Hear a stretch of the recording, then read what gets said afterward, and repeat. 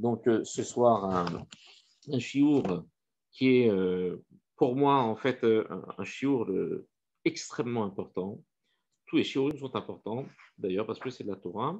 Mais ce soir, c'est un chiour qui va, en fait, nous dévoiler quel est le point faible, le bas qui blesse dans la Géoula. Pourquoi on n'est pas encore libéré? Qu'est-ce qui se passe? Comment le Yetzirah s'y prend pour retarder cette Géoula? Alors, c'est vrai qu'on est dans une période, on dit pré-messianique, puisqu'il y a beaucoup de choses qui se passent et même le plus cartésien on vient à penser que, bien évidemment, il y a quelque chose, il y a un message divin derrière, que les messages divins, on les comprenne, qu'on ne les comprenne pas, mais en tout cas, on sait que là, il est clair qu'Akadosh Baruch Hu s'adresse à nous. Alors, Bazat Hashem, qu'on ait la possibilité de comprendre et qu'on puisse traduire ce qu'il attend de nous. Alors, on a un parachat de Vaïra qui est en fait connecté avec la parachat de Bo. Parachat de Vaïra, c'est celle qu'on a lue le Shabbat dernier. Shabbat prochain, on va dire Shabbat Bo. Ce sont les deux parachiotes qui sont connectés par en fait un sujet commun qui sont les Asara Makot, les 10 plaies.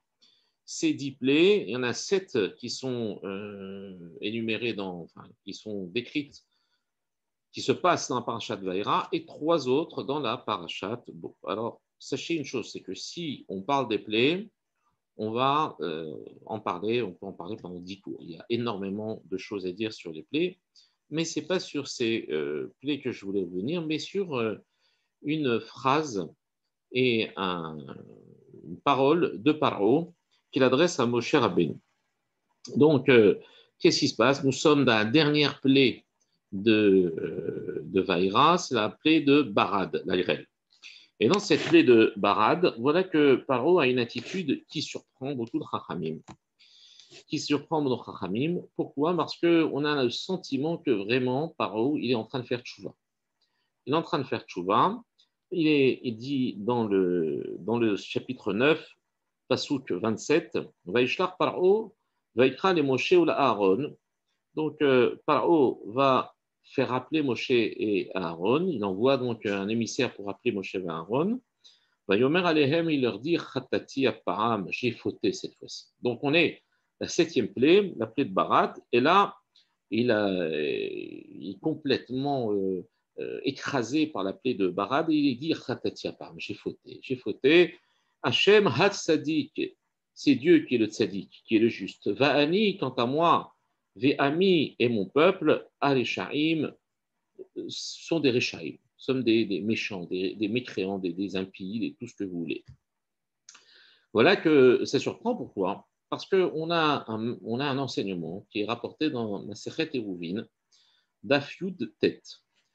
Amar Resh Lakish, il nous dit Areshaim, Afilu Bepitra Geinam, même les Reshaim, même devant la porte de Geinam, lorsque leur Neshamot est conduite devant la porte du Geinam, Enam Chosrim Betshuva, ils ne font pas de Tshuva. Ça veut dire quoi? Ça veut dire qu'en fait, là, ils sont devant le Geinam lui-même. Qu'ils ne fassent pas de Tshuva quand ils sont encore sur terre, on peut éventuellement laisser entendre que voilà, tout ça ce sont des bêtises, que la Torah c'est des bêtises, que en fait on est libre de faire ce que Dieu n'existe pas. Bon, dans ce monde-là, on peut éventuellement jouer sur la carte de l'ignorance. Mais quand tu arrives devant la porte du Gaïnam, Resh Lakish, c'est un Tana, Resh Lakish, c'est le beau-frère de Rabbi Yochanan. Qu'est-ce qu'il dit? Il dit non, ils font pas de Tshuva, même quand ils sont à la porte du Gaïnam. Alors, justement, la Khamim pose la question, il dit, mais alors dans ce cas-là, qu'est-ce que là, ça vient démentir totalement. La Torah, elle vient nous démentir ce principe de Resh Lakish. Resh Lakish, il n'a pas lu la Torah. Il ne sait pas qu'il y a marqué que Paro, il a dit Hachem Hat Sadik Vani Ve'ami Hasharim, que Dieu est le Tzadik et moi et mon peuple, nous sommes les Resharim. Alors, c'est quelque chose qui surprend. Et qui nous amène en fait à répondre de la manière suivante. Alors, ici, c'est ce que je vous rappelle est au nom du Hora Shel Torah de Rav Pinchas Friedman, qui est rapporté par un sefer qui s'appelle Benetzion. Et donc, dans ce sefer, on rapporte que au nom de Rabbi Shimshon Meostropoli, qui est un très très grand Mekoubal, et qui rapporte dans son Sefer, qui s'appelle Likutei Shoshanim. Il dit la chose suivante, il dit que, en fait, si les paroles de Paro laissent entendre une sorte d'aveu, de vidouille, de supplication, comme s'il y avait ici derrière le ta'am, le goût d'un regret, en fait, ça n'est absolument pas du tout le cas. Pourquoi? Parce que, en fait, si aujourd'hui nous sommes encore en exil, c'est parce que, justement, la technique du Yetzer Hara, c'est en fait la technique de Paro. Quelle était la technique de Paro? Puisque Paro, c'est par définition l'archétype même des forces du mal, et c'est ce qui a été, on va dire, l'exil le plus caractéristique. Pourquoi? Parce qu'il nous permet, à travers cet exil, de comprendre en fait comment est véritablement notre exil. Pourquoi? Parce que nous avons été exilés en Babylonie, nous avons un exil comment dire, perse, nous avons l'exil grec, mais l'exil égyptien, jusqu'à présent, on le mentionne. Il nous a sortis d'Égypte. Tous les jours, on a une mitzvah de rappeler que Dieu nous a sortis d'Égypte. Cela veut dire quoi? Ça veut dire qu'en fait, l'exil égyptien, et même s'il a trouvé sa fin par la sortie des Béné Israël d'Égypte, il est en fait le sorte de référentiel qui nous permet de comprendre en fait pourquoi nous sommes encore en exil et comment en sortir. Donc l'exil égyptien est fondamental et on le répète tous les jours, on a une mitzvah de répéter tous les jours que nous sommes sortis d'Égypte, plusieurs fois par jour. Et le Rav Shimshon Nostropoli nous dit qu'en fait, ce n'était pas du tout un aveu, ni un vidouille de la part de Paro, pas du tout. En fait, qu'est-ce qu'a fait Paro? Il a voulu séparer deux lettres, les deux premières lettres du nom de Dieu avec les deux dernières lettres du nom de Dieu. On va expliquer tout de suite. Qu'est-ce que ça veut dire? Dans le Passouk, il est marqué Hashem Hatzadik. Donc Yud Kevavke, c'est le nom de Dieu, ça commence par la lettre Yud. Hatzadik, ça commence par la lettre He, donc Yud Ke. Va'ani, et moi, vient s'interposer le Ani, c'est-à-dire l'ego de ce Yetzer Hara. Ve'ami Vav, Hareshaim He. Donc on a dans le Passouk les Rachet Evot, les initiales du nom d'Akadosh Baruch Hu qui se lisent à travers ces quatre mots, c'est-à-dire Hashem Hatzadik Ve'ami Hashaim, sauf qu'au milieu, il y a marqué Va'ani, moi. Et ce moi, en fait, vient séparer les deux premières lettres du nom d'Akadosh Baruch Hu avec les deux dernières lettres du nom d'Akadosh Baruch Hu. Tout ça, pour l'instant, je vais vous demander de l'accepter parce qu'on va faire tout un raisonnement pour essayer d'expliquer quelle était ici la Kavana et quelle est la Kavana de Paro et surtout que vient-il nous révéler à travers cette démarche qui puisse nous être utile pour pouvoir répondre à cette attaque du Yetzer Hara et accélérer, Be'ezrat Hashem, la délivrance. Alors, à travers cette séparation, il faut comprendre que les Ramim expliquent qu'en fait, il veut empêcher le chibour, c'est-à-dire l'union entre les lettres Yud-Ke et les lettres Vav-He du nom d'Akadosh Baruch Hu. Et alors, qu'est-ce que ça implique? Qu'est-ce que ça nous parle pas, ça? Ça, ce sont des notions qui sont complètement abstraites. Eh bien, détrompez-vous, c'est quelque chose que l'on fait au quotidien. Et tous, nous le faisons au quotidien. Parce que, en vérité, dans le monde dans lequel nous sommes, il y a une sorte de séparation entre ce que l'on appelle la pensée et l'action. Lorsqu'une personne, dans le monde dans lequel nous vivons, est complètement écrasée par le stress, par la difficulté du quotidien, par la routine, des fois même quotidienne, bien qu'est-ce qui va se passer? Bien, l'homme va agir, il va toujours être en train de courir après le temps, il va être toujours en train de rattraper les choses, mais en fait, il n'a pas le temps de penser. Et ça, c'est absolument quelque chose de dramatique. Pourquoi? Parce que lorsqu'une personne va agir et va déconnecter ses pensées de ses actes, il va agir d'une manière réflexe. Exactement ce qui se passait en Égypte, parce qu'ils souffraient, mais ils ne savaient pas d'où venait leur souffrance. Vous savez, quand un enfant se met à pleurer, il n'est pas capable de parler, il n'a pas de darat qui lui permette de... Il a 1 an ou 2 ans, il ne peut pas vous dire ma couche est sale, j'ai les fesses irritées, j'ai mal au ventre. Il est incapable de définir son malaise. Alors, il rentre dans une sorte d'agitation, de perturbation. Et en fait, son darat, c'est-à-dire sa pensée, sa mahashava, n'est pas liée à ce qu'il fait. Tout simplement, ça se traduit par un malaise. Nous sommes aujourd'hui, dans la société dans laquelle nous sommes, nous vivons un malaise permanent. Ce malaise, il est justement le sentiment que nous devons à tout prix agir, nous devons à tout prix rattraper le temps, nous devons à tout prix rentrer dans une escalade du quotidien, mais sans nous poser et sans réfléchir. Or, le problème, il est là. La réflexion est à l'acte ce qu'est l'âme au corps. Un acte qui n'est pas associé à une pensée, malheureusement, est comme un corps sans âme. Une tfila, une prière qui n'est pas associée à une kavana, à une pensée, est comme un corps sans âme. Donc en vérité, si les pensées ne sont pas annexées aux actes, bien c'est quelque chose qui est dramatique. Pourquoi ? Parce que ça empêche de donner cette vitalité à notre acte et de pouvoir donner du poids à notre acte. Donc qu'est-ce que fait le Yetzer Hara ?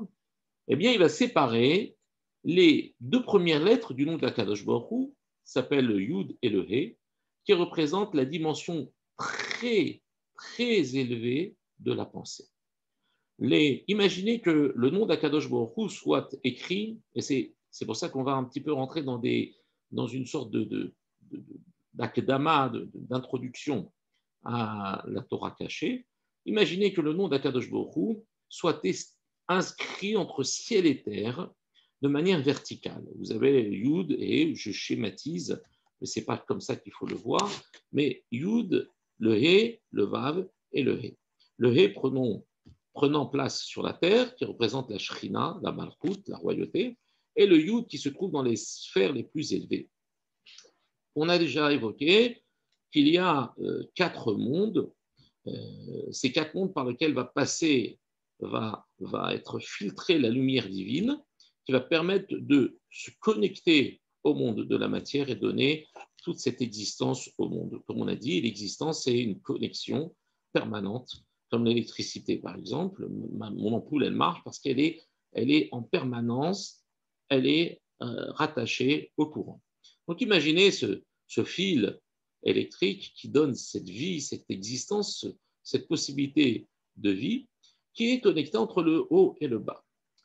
Il y a parmi ces mondes par lesquels va passer la lumière divine, il va y avoir ce qu'on appelle, on avait tous entendu parler des sphirotes. Les sphirotes, ce sont les représentations des différents comportements divins, mais qui sont en même temps des filtres qui vont permettre en fait à la lumière divine de rentrer et de pouvoir être accepté dans des mondes inférieurs. Vous imaginez que si vous faites rentrer du magma à l'intérieur d'un verre en cristal, il est plus capable de pouvoir le contenir. Vous imaginez la Kedusha, le Or En Sof, c'est-à-dire cette lumière infinie, si elle n'est pas, canalisée par des systèmes, des fourreaux spirituels qui permettent de prendre cette lumière et de l'injecter, mais de manière supportable dans des mondes inférieurs, nous exploserions, nous serions incapables de vivre, ce n'est pas possible. Et justement, on est dans un monde où, et c'est ça qui surprend les gens, les Khamim, on est dans un monde où on peut dire que Dieu n'existe pas. Ça veut dire que c'est le summum, ça veut dire que Dieu existe. C'est-à-dire que si on est capable de ne pas voir Dieu, c'est la preuve que c'est Dieu qui se cache. Comme on a déjà dit dans un cours précédent, vous ne pouvez pas cacher quelque chose avec une autre chose qui est plus petite qu'elle. Pas possible. Si vous voulez cacher une chaise, il va falloir mettre un fauteuil. Si vous voulez cacher le fauteuil, il va falloir mettre un living. Si vous voulez cacher le living, il faudra mettre un mur. Et si vous voulez cacher le mur, il faudra mettre un autre mur encore plus grand. Et donc, Dieu, il est tellement immense qu'en vérité, rien ne peut le cacher dans ce monde, si ce n'est Dieu lui-même. Donc, quand vous avez devant vous des gens qui vous disent « moi je ne crois pas en Dieu », c'est la preuve que Dieu existe. Et c'est la preuve que la lumière divine a été tellement, encadrée pour pouvoir être supportable par les mondes d'en bas, qu'elle est même pas perçue par certains d'entre eux. Et c'est ça, en fait, qui caractérise la viabilité du monde. C'est qu'on a une connexion avec Dieu, mais on n'a pas l'émanation divine telle qu'elle est dans les mondes supérieurs. Ça, c'est juste pour essayer de comprendre comment peut-il y avoir une connexion et à la fois de ne pas percevoir Akadosh Baruch Hu, alors que sans Dieu, nous ne sommes rien. Nous n'existons pas, comme on a déjà dit, et c'est Akadosh Baruch Hu qui est la source de notre existence. Et donc, si jamais Akadosh Baruch Hu se dévoilait, on n'existerait même pas. C'est-à-dire que même cette démarche de dire je n'existe pas n'aurait même pas été possible, puisqu'on n'aurait même pas existé. C'est-à-dire qu'on ne peut pas exister. Si imaginez que nous soyons en train de contempler la divinité, est-ce qu'on pourrait à un seul instant lui dire excuse-moi, laisse-moi le temps de faire un foot et je reviens tout à l'heure? C'est pas possible. On n'a plus le droit à l'existence. Devant Akadosh Baruch Hu, il n'y a plus de libre arbitre. Lorsque les Bnei Israël reçoivent la Torah, lorsqu'on dit qu'ils ont reçu la Torah contraints et forcés, quand il a mis une montagne au-dessus d'eux, il a dit si vous recevez la Torah, c'est bon, sinon je la lâche sur vous. Sham Tehekevuratrem. Ici, il faut comprendre le Midrash de manière un peu plus, on va dire, de manière un peu plus imagée. Ça veut dire qu'en fait, les Bnei Israël n'avaient pas le choix. Pourquoi ils n'avaient pas le choix? Parce que Dieu était tellement dévoilé qu'ils ne pouvaient pas dire non. Donc, c'est comme s'ils étaient contraints et forcés. Quand est-ce qu'un homme peut dire non? Quand il a le sentiment que finalement, Dieu lui a laissé le choix. Et donc, ce choix, en fait, il est finalement en phase avec le fait que Dieu se cache dans ce monde.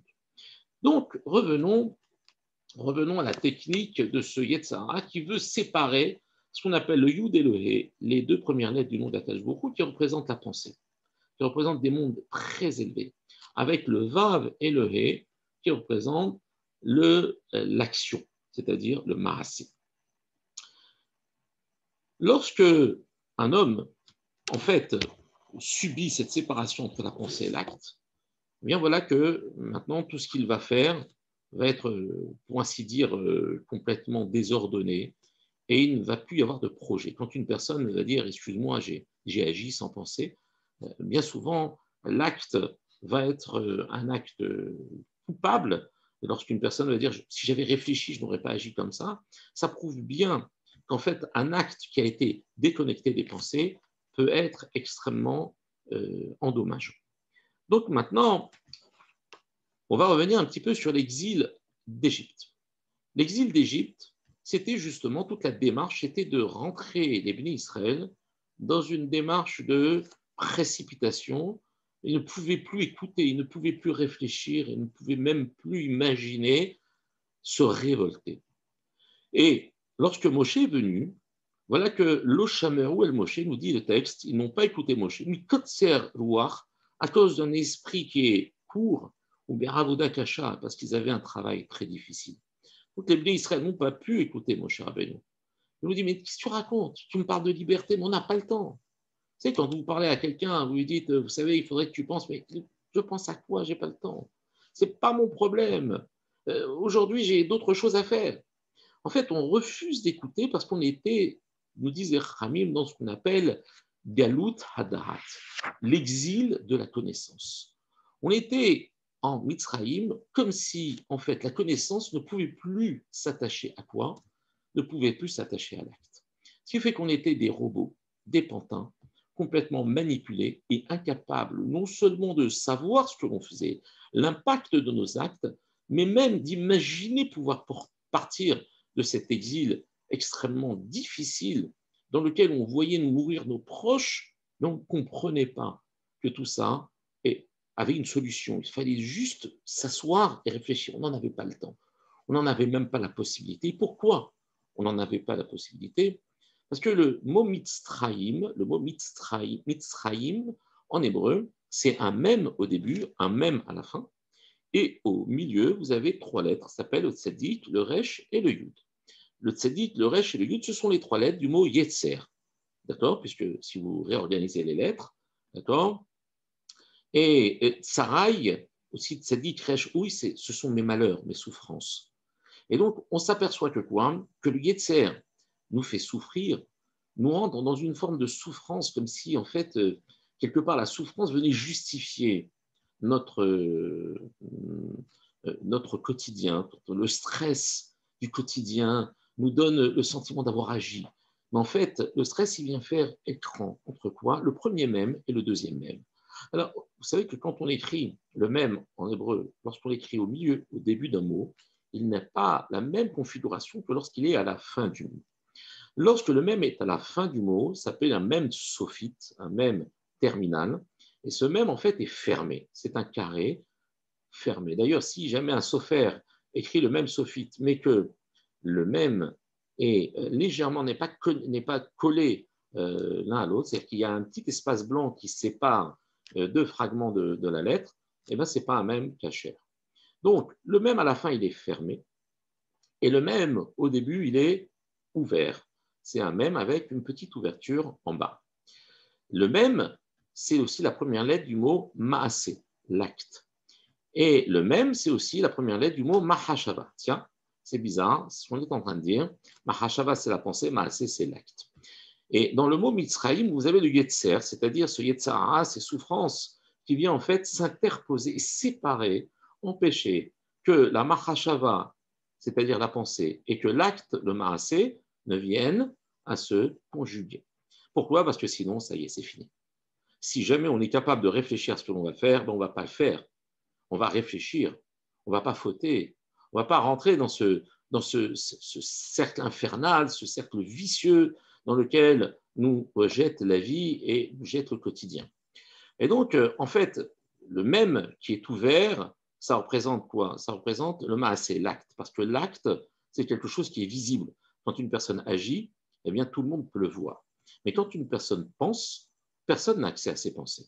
Je n'ai pas accès à vos pensées, vous n'avez pas accès aux miennes. Et donc, on est dans un univers clos. C'est pour ça que le même qui est sophique, qui est fermé, correspond à la mahashava, c'est-à-dire à ce monde qui est dans un univers caché de l'autre. Eh bien, ce même qui représente la pensée et le même qui représente l'acte sont séparés par les Yetzirah. C'était la technique de Paro. D'ailleurs, Paro, c'est aussi les lettres de Aoref, c'est-à-dire la nuque. Et la nuque, elle vient en fait juste derrière la gorge. Alors, la gorge, c'est là où passe la voix, d'accord? Donc, les Bnei Israël ne pouvaient pas prier parce qu'il y avait comme une sorte d'étranglement. Paro était comme une sorte de contre-force à la force de la voix, c'est-à-dire de l'expression, de la plainte, de la prière, que les Bnei Israël n'arrivaient pas à sortir. Et d'ailleurs, la nuque, c'est précisément la partie anatomique qu'il y a entre le cerveau, qui représente les pensées, et le reste du corps, qui représente l'action, c'est-à-dire le maasé. Donc, en fait, on voit bien que quoi? Que Paro, toute sa mission à Paro, c'est d'empêcher de connecter l'esprit et l'acte. Remarquez que la partie du cou est la partie vitale de l'être humain. Vous pouvez couper un bras à un homme, il continue à vivre. Vous pouvez lui couper une jambe, vous pouvez couper, il peut complètement être mutilé de partout, mais vous lui coupez la tête, psychrecha, vélo, yamout, dit l'Agmara, que tu peux lui couper la tête et il ne va pas mourir, c'est pas shoot. Jamais vous avez vu quelqu'un avec une tête sous le bras, c'est pas possible. Donc, par définition, la tête qui représente le siège des pensées, quand il est déconnecté du corps, c'est fini. Le corps, il est comme privé de sa vitalité. Et donc, vous ne pouvez pas avoir, par définition, des êtres capables de se révolter. Et Marshma Vezichronam, à la Deuxième Guerre mondiale, lorsque les nazis ont tué et déporté ces millions de juifs, que leur sang soit vengé, eh bien, sachez une chose, c'est qu'ils n'avaient même pas l'idée de se révolter. Pourquoi? Parce qu'on les opprimait tellement, on les rabaissait tellement, que en fait, ils n'étaient même plus capables de pouvoir surmonter cette honte. Ils ne pouvaient être même plus capables de pouvoir se révolter parce qu'ils étaient complètement, on leur empêchait de penser. Ils étaient déjà suffisamment préoccupés par leur propre dignité. C'était la technique du Yetzara, c'est la technique des Réchaïm qui cherchent justement à porter atteinte au Ham Israël. Alors, qu'est-ce que va arriver? On va arriver en fait dans une démarche de correction. C'est-à-dire que puisque la galoute, l'exil, il est justement par cette séparation du haut et du bas, alors forcément la Géoula, c'est le rabibochage, c'est-à-dire le chibou, l'unité entre le haut et le bas. Et c'est ce que nous faisons tous les jours. Lorsque nous lisons le nom d'Akadosh Baruch Hu, d'accord, vous voyez dans un livre, et d'ailleurs c'est la seule langue dans laquelle vous avez ce type de gymnastique intellectuelle, vous voyez le nom de Dieu marqué avec un yud, un he, un vav et un he, et ensuite on ne le lit pas comme il doit. Et d'ailleurs, c'est sourd de le lire tel qu'on le voit. Mais on doit le lire comme le Shem Adnout, Aleph, Dalet, Nun et Yud. On crée donc ce ribour, c'est-à-dire on va voir un nom, mais on va en prononcer un autre. Et en fait, ça doit être, comment dire, simultané. C'est ça ce qu'on appelle le ribour, le Yichud Hashem, l'unification, l'unité du nom d'Akadosh Baruch Hu. Et c'est ça, en fait, le secret de la Géoula. Alors, vous allez me dire maintenant, quel rapport y a-t-il avec les enfants et l'éducation des enfants? Et maintenant, une fois qu'on a fait cette introduction, on va comprendre. Les Mekoubalim, les kabbalistes, nous expliquent que dans le nom d'Akadosh Baruch Hu, et d'ailleurs, je vous ai fait un petit écran partagé, juste pour comprendre, même si vous avez déjà connaissance de ces notions. Voilà. Alors, lorsque vous voyez le nom d'Akadosh Baruch Hu, là j'ai pris un sidour en PDF, d'accord? Vous avez un Yud, un He, un Vav et un He, d'accord?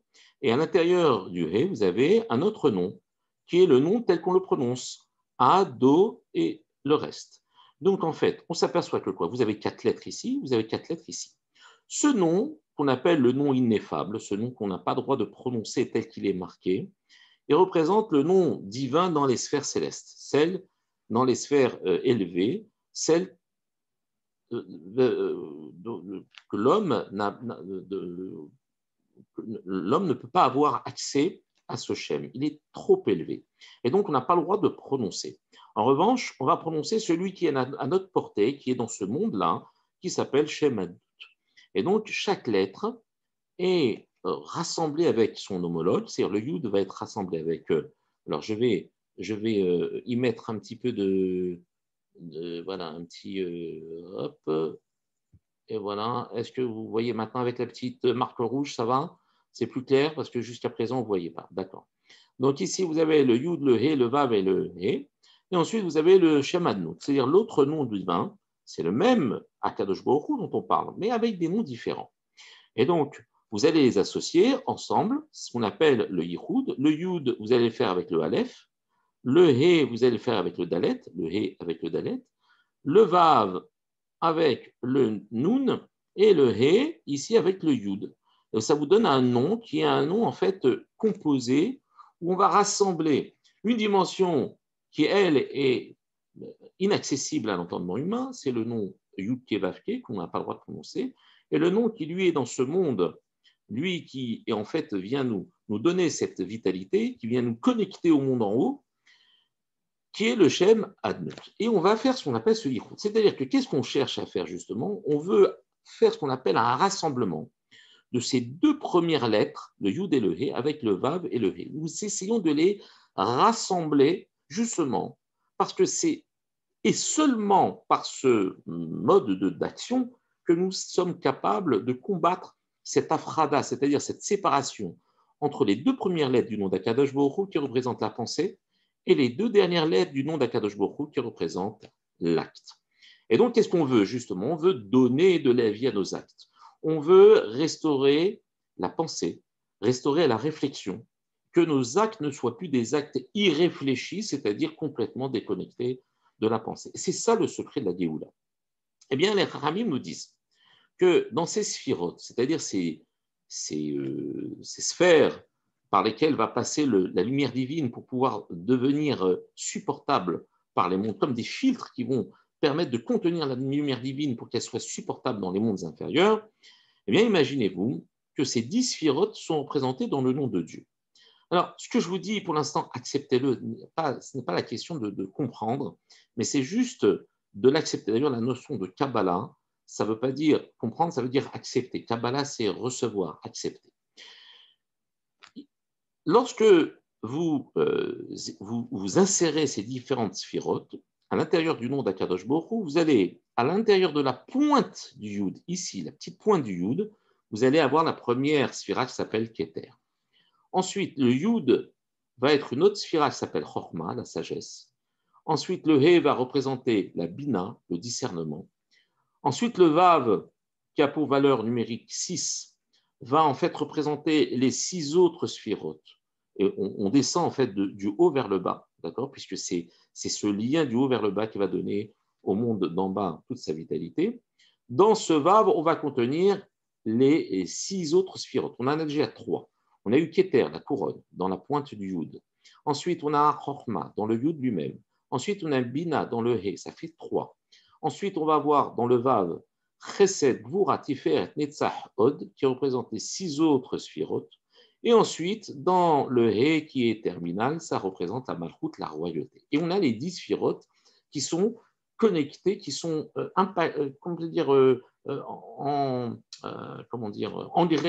à l'intérieur du nom d'Akadosh Baruch Hu. Alors pourquoi je vous ai dit ça? Oubliez maintenant. Mais c'est juste pour vous dire que, en fait, les 2 premières lettres représentent ce qu'on appelle Chorma et Bina, qu'on appelle, selon le langage des Mekoubalim, papa et maman. Donc, vous allez voir, c'est assez particulier. C'est-à-dire qu'en fait, ici, le Yud, ça représente la Chorma, la sagesse, et on l'appelle papa. Papa. Pas père, hein. Pas paternel, pas non, papa. Et ensuite, il y a un He qui représente donc la maman, et ça s'appelle maman. La Bina, le discernement, ça s'appelle maman. D'ailleurs, on attribue à l'homme la notion de Chokma, c'est-à-dire de sagesse, et à la femme, ce qu'on appelle la Bina, c'est-à-dire le discernement. La femme a une manière de comprendre les choses qui n'est pas celle d'un homme. Un homme accumule les données, mais la femme les assimile et comprend une chose à l'intérieur d'une autre chose. Elle est beaucoup plus pragmatique, la femme, alors que l'homme reste dans un monde qui est beaucoup plus théorique. Donc, on a papa et maman. Et le Vav, nous disent les Mekoubalim, ça représente le fils. Et le He, ça représente la fille.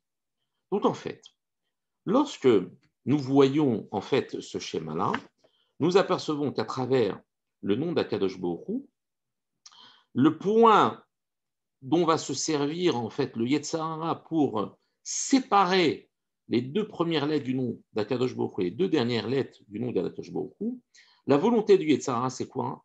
C'est de séparer quoi? Les générations. De séparer le papa et la maman avec le fils et la fille. Pourquoi?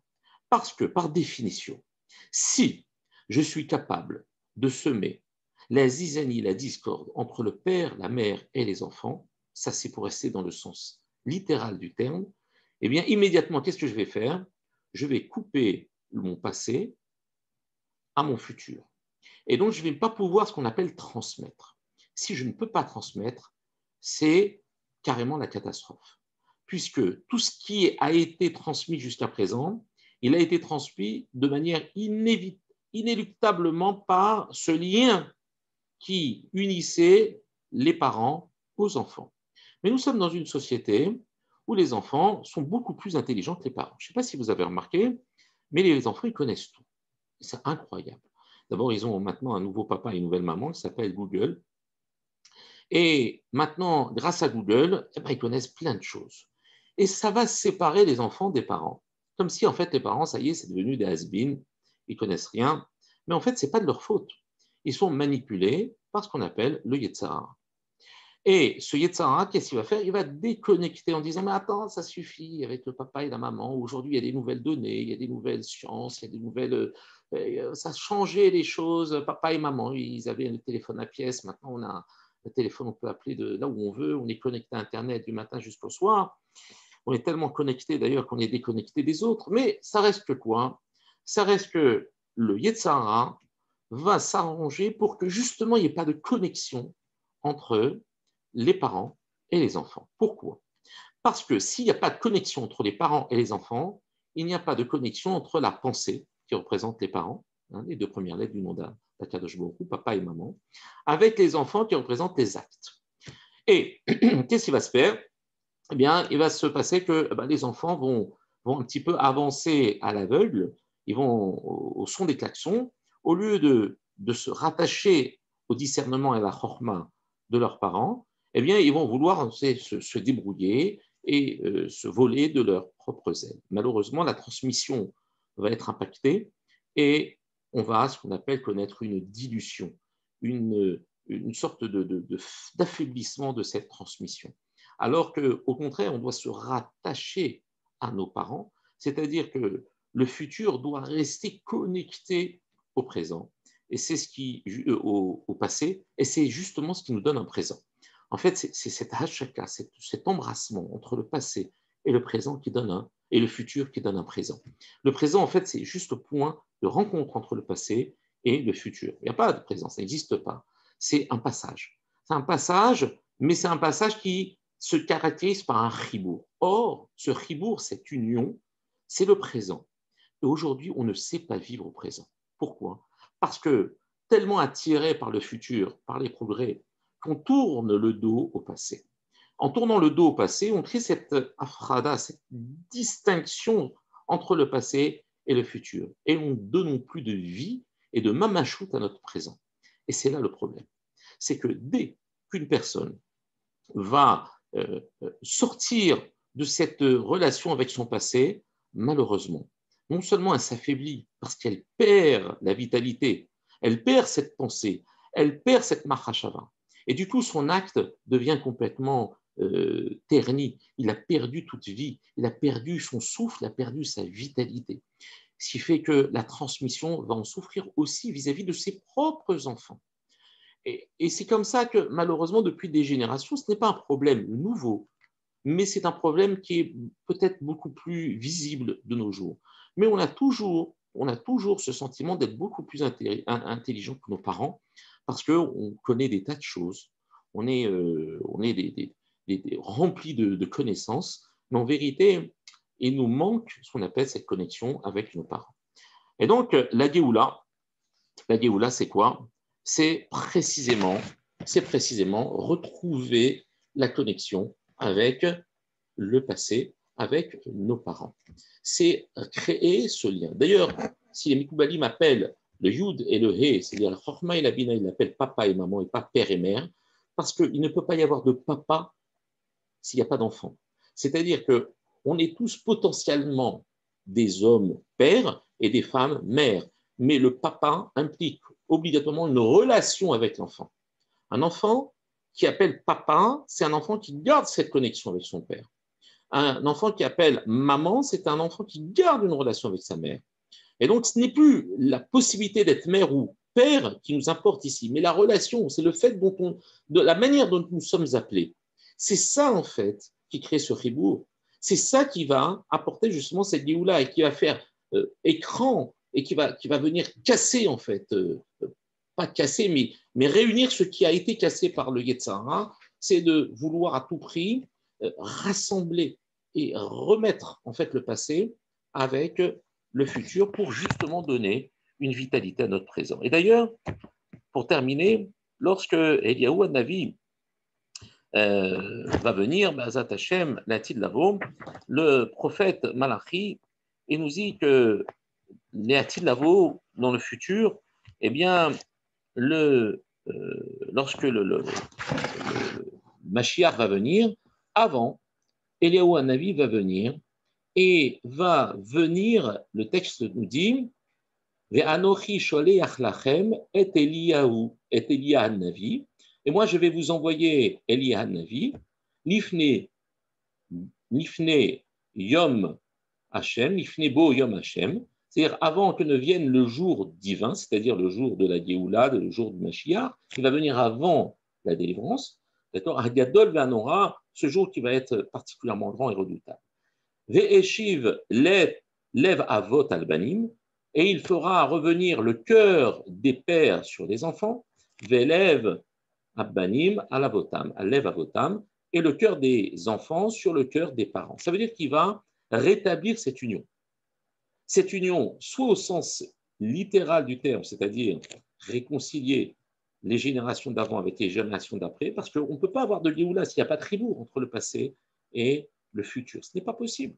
Parce qu'en fait, c'est quoi le futur? Le futur de la Géoula, c'est un passé compris. Ça veut dire quoi? Quand on va arriver à la Géoula, tout ce qu'on a vécu jusqu'à présent, on ne comprend rien.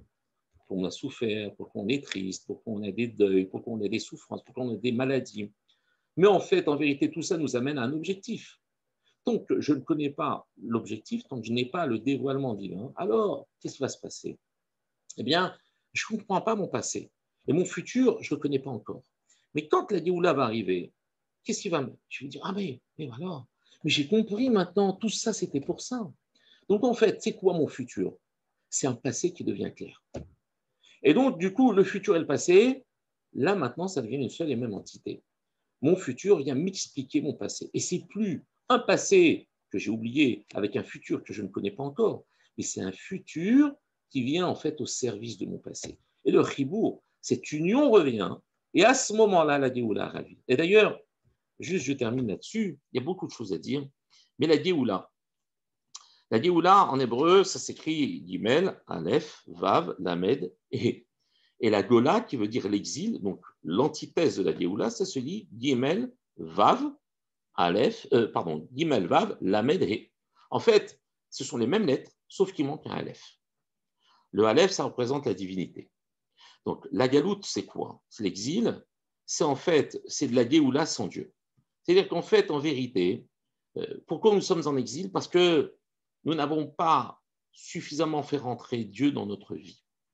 Et Dieu, la notion de Aleph, c'est quoi? C'est l'unité. C'est-à-dire que nous n'avons pas fait le chibour, nous n'avons pas réuni les choses. Et donc le Aleph n'existe pas dans notre exil. Et c'est quoi la Géoula? En fait, c'est l'exil dans lequel, par le dévoilement de Dieu, le Aleph qui va venir, je vais comprendre rétroactivement que, en fait, ma galoute, c'était aussi le terreau de ma Géoula. C'était aussi une Géoula, puisque c'était la préparation de la Géoula. Mais je ne l'avais pas vu comme ça. Moi, je l'avais vu comme une galoute, comme un exil, comme une souffrance. Et c'est uniquement parce que j'ai manqué de mettre Dieu dans ma vie. En fait, on peut vivre la Géoula aujourd'hui comme dans un microcosme à l'intérieur de la galoute. Il faut juste rentrer, je dis juste comme si c'était facile, rentrer Dieu dans notre vie. Mais pas simplement de manière théorique, mais aussi justement en nous rattachant à notre passé, en nous rattachant à nos enfants, à nos parents.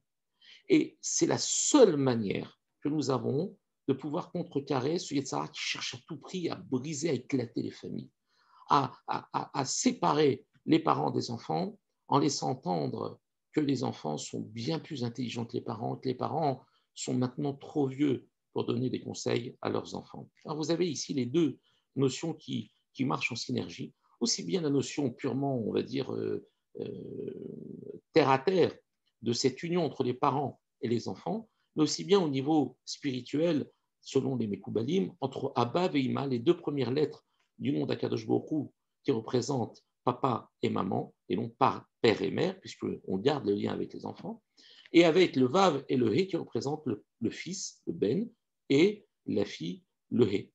Et c'est aussi les lettres qui représentent la pensée, la Mahashava, qui sont le Yud et le He, qui représentent Abba et Ima, papa et maman, avec le Vav et le He, qui représentent le Maasé, c'est-à-dire l'acte, les actions, qui, elles, sont complètement vidées de leur sens et n'ont plus cet impact si jamais elles sont déconnectées de la pensée.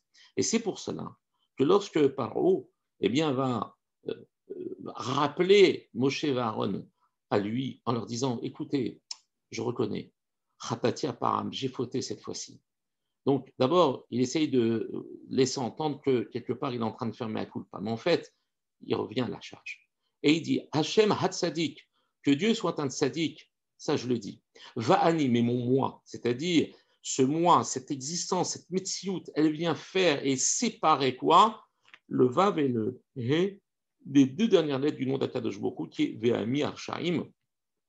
Le vav et le he, les deux dernières lettres du nom d'Akadosh Baruch Hu. Donc, tant que le Yetzirah a la main mise et vient s'interposer entre les deux noms, les quatre lettres, les deux lettres premières et les deux lettres dernières du nom d'Akadosh Baruch Hu, on est dans la galoute. Quand on est capable de faire qu'Akadosh Baruch Hu devienne un, c'est-à-dire Vaya Bayom Ahu Yi Hashem Echad ou Shmo Echad.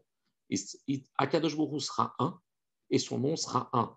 Ça ne veut pas dire qu'aujourd'hui il n'est pas un, mais ça veut dire que l'Atid Lavo, il n'y aura même plus de séparation entre le Yud, le He, et le Vav et le He d'Akadosh Baruch Hu. Tout ça fera une unité indissociable, et là, à ce moment-là, le Yetzirah sera complètement. La Gemara dit que Akadosh Baruch Hu fera la Shrita au Yetzirah, au Satan, et là, Be'ezat Hashem, on aura une telle révélation du monde d'Akadosh Baruch Hu.